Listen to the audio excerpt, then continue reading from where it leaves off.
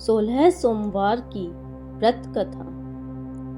मृत्युलोक में भ्रमण करने की इच्छा करके एक समय श्री भूतनाथ भगवान भोलेनाथ माता पार्वती के साथ मृत्युलोक में पधारे। भ्रमण करते करते दोनों विदर्भ देशांतर्गत अमरावती नाम की अति रमणीक नगरी में पहुंचे। अमरावती नगरी अमरापुरी के सदृश सब प्रकार के सुखों से परिपूर्ण थी। उसमें माँ के महाराज द्वारा बनवाया हुआ अति रमणीक शिवजी का मंदिर भी था। भगवान शंकर भगवती पार्वती के साथ उस मंदिर में निवास करने लगे। एक समय माता पार्वती भगवान भोलेनाथ को प्रसन्न देखकर मनोविनोद करने की इच्छा से बोली, हे महाराज, आज तो हम दोनों चौसर खेलेंगे। शिवजी ने प्राण प्रिया की बात को मान लिया और चौसर खेलने गए।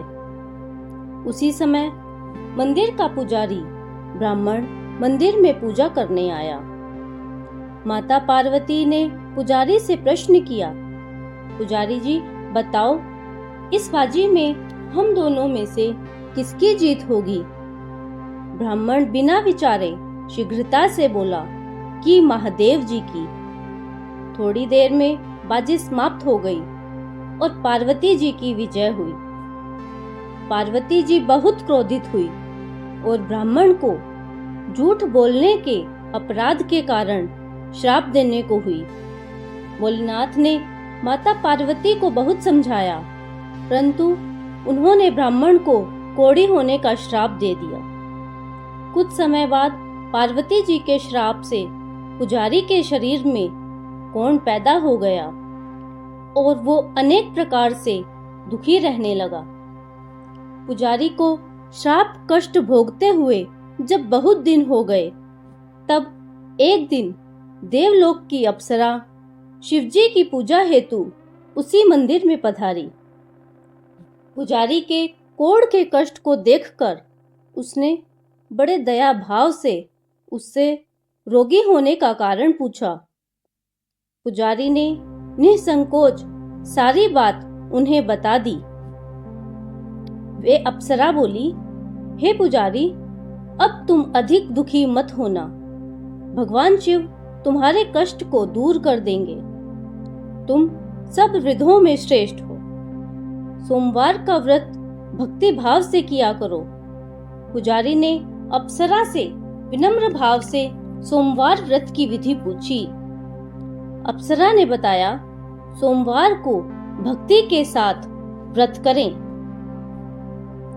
स्वच्छ वस्त्र पहने, संध्या व उपासना के बाद आधा से गेहूं का आटा लें, उसके 3 अंग बनाएं और घी, गुड़, दीप, नैवेद्य, ऊंगीफल, बेलपत्र, जनेऊ जोड़ा, चंदन, अक्षत, पुष्प आदि के द्वारा प्रदोष काल में भगवान शंकर का विधि से पूजन करें। तत्पश्चात तीनों अंगों में से एक अंग शिवजी को अर्पण करें। बाकी 2 को शिवजी का प्रसाद समझकर उपस्थित लोगों में बांट दें, पर आप भी प्रसाद पाएं। इस विधि से 16 सोमवार का व्रत करें। 17वें सोमवार को पांव सेर पवित्र गेहूं के आटे की गोलियां बनाएं। उसमें घी और गुड़ मिलाकर चूरमा बनाएं। भगवान भोलेनाथ को भोग लगाकर उपस्थित भक्तों में बांटें। इसके बाद कुटुंब सहित प्रसाद लें तो शिवजी की कृपा से तुम्हारे सभी मनोरथ पूर्ण हो जाएंगे। अब तो ऐसा कहकर अप्सराएं स्वर्ग को चली गई। ब्राह्मण ने यथाविधि 16 सोमवार व्रत किया तथा भगवान शिव की कृपा से रोगमुक्त होकर आनंद से रहने लगा। कुछ दिन बाद शिवजी और पार्वती फिर उसी मंदिर में पधारे। ब्राह्मण को निरोग देखकर पार्वती जी ने ब्राह्मण से रोग मुक्त होने का उपाय पूछा, तो ब्राह्मण ने 16 सोमवार की कथा सुनाई। पार्वती जी अति प्रसन्न हुई। ब्राह्मण से व्रत की विधि पूछकर स्वयं व्रत करने को तैयार हो गई।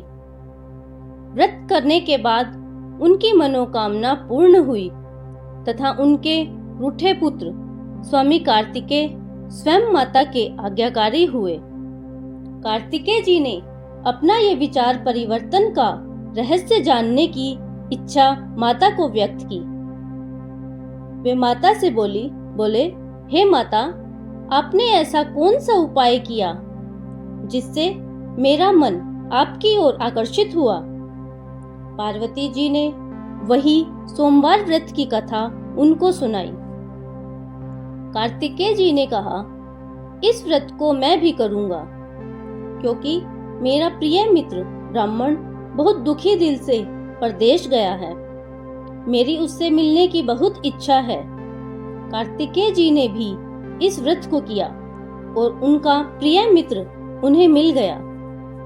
मित्र ने इस आकस्मिक मिलन का भेद कार्तिकेय जी से पूछा तो वे बोले, हे मित्र, हमने तुम्हारे मिलने की इच्छा करके 16 सोमवार का व्रत किया था। अब तो ब्राह्मण मित्र को अपने विवाह की बड़ी इच्छा हुई। उसने कार्तिकेय जी से व्रत की विधि पूछी और यथाविधि व्रत किया।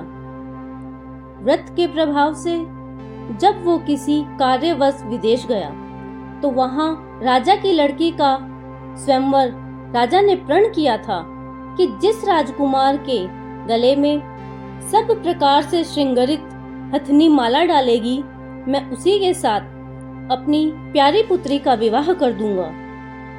शिवजी की कृपा से वो ब्राह्मण भी स्वयंवर देखने की इच्छा से राज्यसभा में एक ओर बैठ गया। नियमित समय पर हथिनी आई। उसने जयमाला उस ब्राह्मण के गले में डाल दी।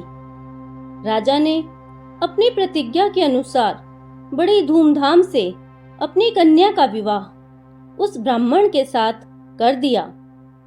ब्राह्मण को बहुत सा धन और सम्मान देकर संतुष्ट किया।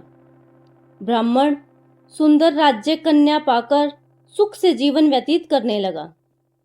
एक दिन राजकन्या ने अपने पति से प्रश्न किया, हे प्राणनाथ, आपने ऐसा कौन सा भारी पुण्य किया था जिसके प्रभाव से हथिनी ने सब राजकुमारों को छोड़कर आपका वरण किया? ब्राह्मण बोला, हे प्राण प्रिय, मैंने अपने मित्र कार्तिकेय जी के कथानुसार 16 सोमवार का व्रत किया था, जिसके प्रभाव से मुझे तुम जैसी पत्नी की प्राप्ति हुई। व्रत की महिमा सुनकर राजकन्या को बड़ा आश्चर्य हुआ। वो भी पुत्र की कामना करके व्रत करने लगी। शिवजी की दया से उसके गर्भ से एक अति सुंदर, सुशील, धर्मात्मा और विद्वान पुत्र उत्पन्न हुआ। माता पिता दोनों उस देव पुत्र को पाकर अति प्रसन्न हुए और उसका लालन पालन भली प्रकार से करने लगे।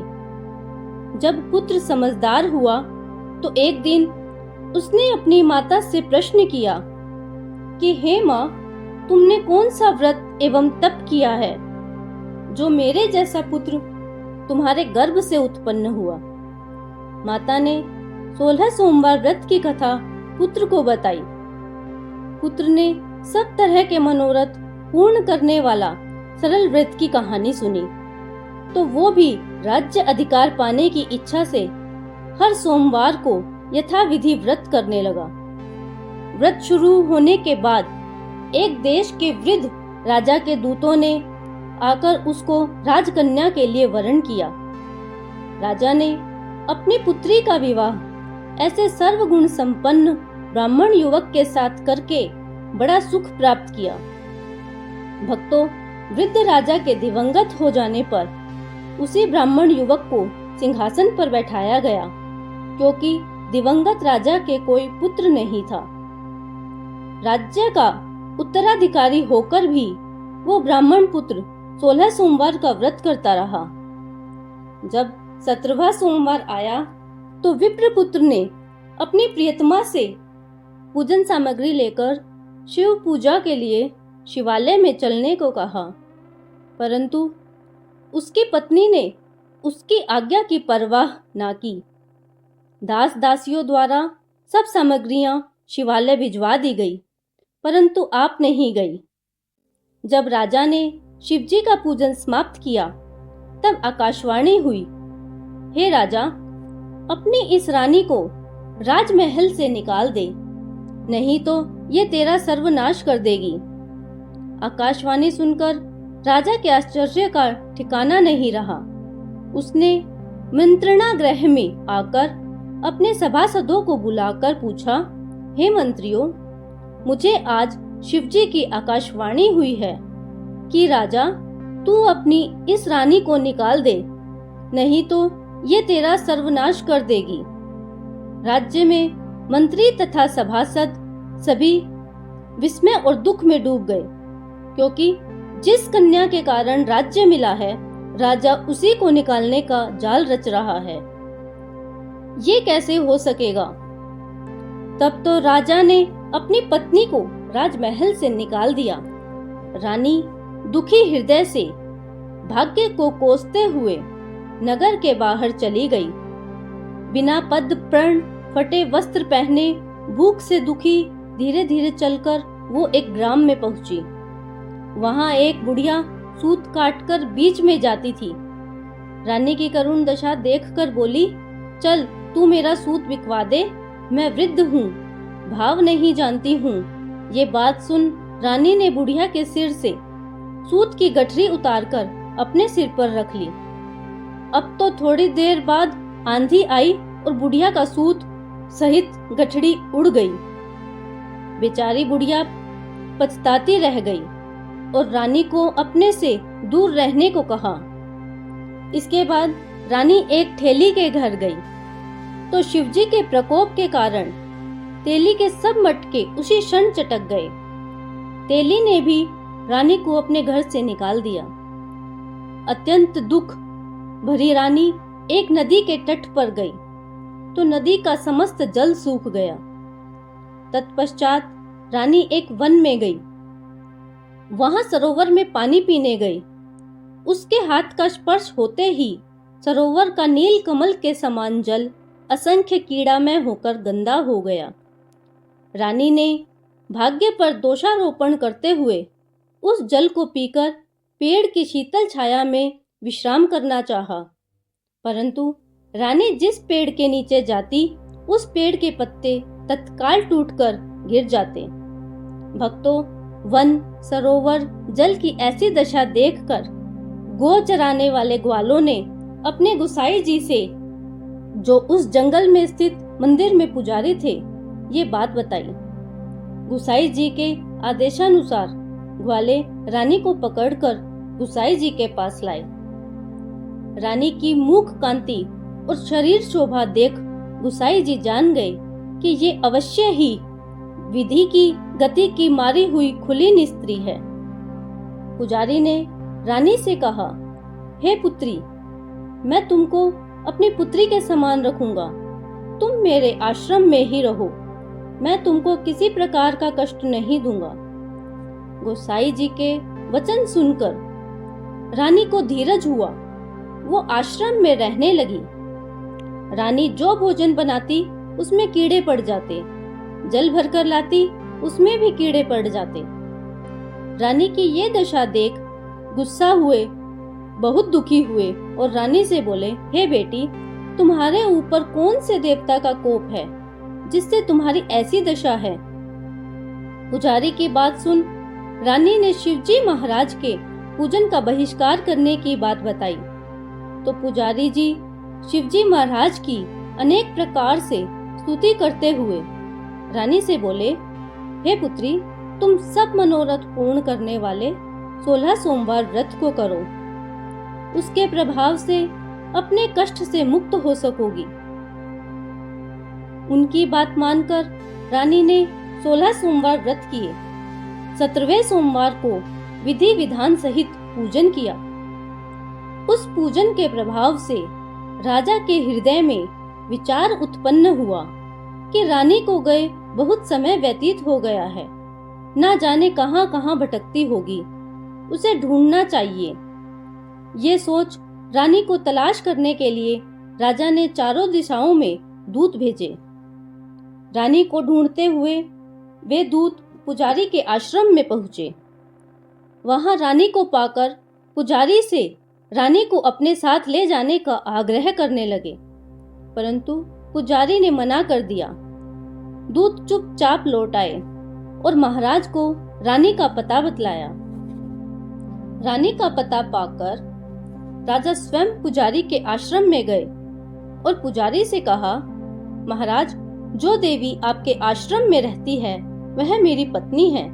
शिवजी के प्रकोप से मैंने इसको त्याग दिया था।